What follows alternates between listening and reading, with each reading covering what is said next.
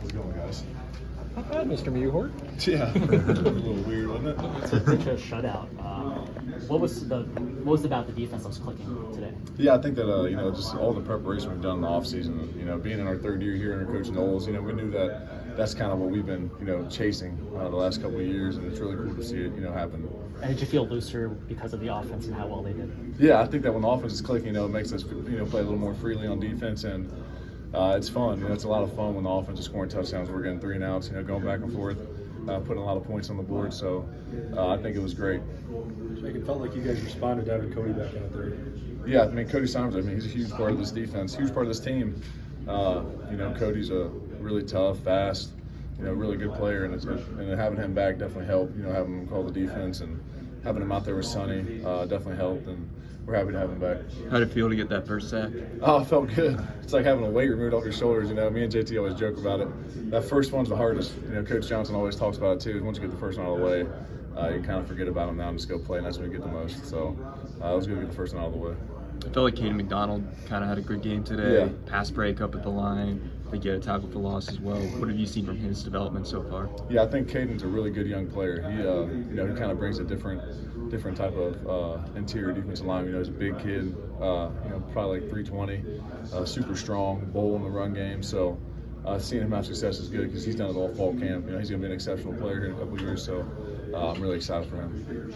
That Western Michigan missed field goal, in a way, was that like a turning point? Like, they missed it. Like, was that kind of a pivotal point for you guys? I don't know. Yeah, I actually kind of forgot they even kicked the field goal, to be honest with you. So no. It was obviously great that they missed it because we kept the shutout. But yeah, we really don't think about it much on the field. Maybe when there's a couple of minutes left in the fourth quarter where, it's kind of in our minds, we start talking about it. But other than that, we're just playing ball. But you got one.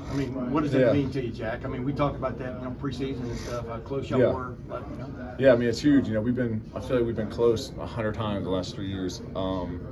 I think it's the first one since 2019. So it's definitely, it's something that we're chasing, week in and week out. And, we think that we got the guys. We know we got the guys to do it. So to get that first one was great, but I hope we got a couple more. Did that show in the second half? I think they had 76 yards maybe in the first half. I think they got 13 or 23 or something like that in the second half total yards. Yeah. What did y'all talk about at halftime about, I guess, keeping the pressure up, whatever you want to call it? Yeah, it's just coming out of the second half, and don't let up at all. If anything, put the foot on the pedal and run these guys out of the building is our mindset. We know they're a good team. They're going to come out and keep going until we knock them out. So that was our mindset: is come out in the second half and knock them out. Jack, I know the quality of competition is probably going to pick up on these next couple weeks, but what is the next step for this defense? You guys have a shutout today, 2 defensive touchdowns. How do you improve on this going forward? Yeah, I think that we just keep gotta keep getting better week in and week out. Every practice, an opportunity to grow and get better at the little things. And there's always stuff to clean up. I'm sure that Coach Knowles is going to have a lot of clips tomorrow to show, so we could have been better at. So there's always something we can improve on. I think it's just refining the techniques that we're doing right now every day in practice. So. First two games, though, it started the way you kind of hoped it would defensively for this football team. Yeah, if y'all played on that level that you envisioned. Yeah, I think I'm talking about defensively. Yeah, I think that there's definitely some drives or some plays that we'd love to have back, especially in the first game and this game as well. There's always things that we got to clean up. So I think that overall, we're in a good spot. We're going to keep building, and we're excited, for these bigger games coming down the line. You only gave actually 5 yards in the second half, but a lot of that backups. Right.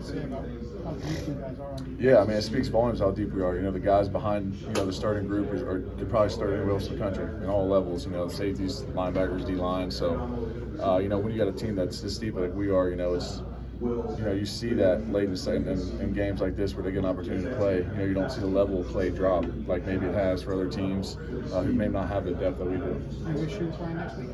Oh, absolutely. It sucks sitting at home watching games, but it'll be good. Get off our feet and kind of regroup. Coach Day is calling us an improvement week, not a bye week, so I'm sure we'll have enough practice to get our feet wet a little bit this week. What is the key to maintaining next week? Maintaining when you're not playing. It's kind of just staying sharp in practice. I'm sure that we're going to have a couple hard practices, to keep our edge, like Coach Day talks about. You can't just take the whole week off. It's football. You kind of gotta stand in a routine of playing physical and going hard. I'm not sure how much you've looked around the country there, but a lot of other top teams struggled. You guys have avoided that these last couple of years. Yeah. What is it about this group that has avoided those letdowns against G5 teams, things like that? Yeah, I just give credit to Coach Day and the staff and the veterans that we know that we can't come out. That's a good team we just played out there, and we know that if we come out here and we're bullshitting that they're going to come out here and do something on us. So I think it's just the veteran in this team and the coaching staff doing a great job. Day is 40-0 against non-ranked opponents. It's Yeah. easy to get up to the big ones, and obviously it's been everyone at all. What does it say that you don't lose? I don't say the little ones, but you don't lose the ones you're supposed to win. Yeah, I mean, I think that it's it's something that comes with, I think, this is how he approaches each and every day. Coach Day is always, he's always on fire. He's always, coaching with his hair, on fire. So it speaks volumes to what he's about and what he's brought to this program.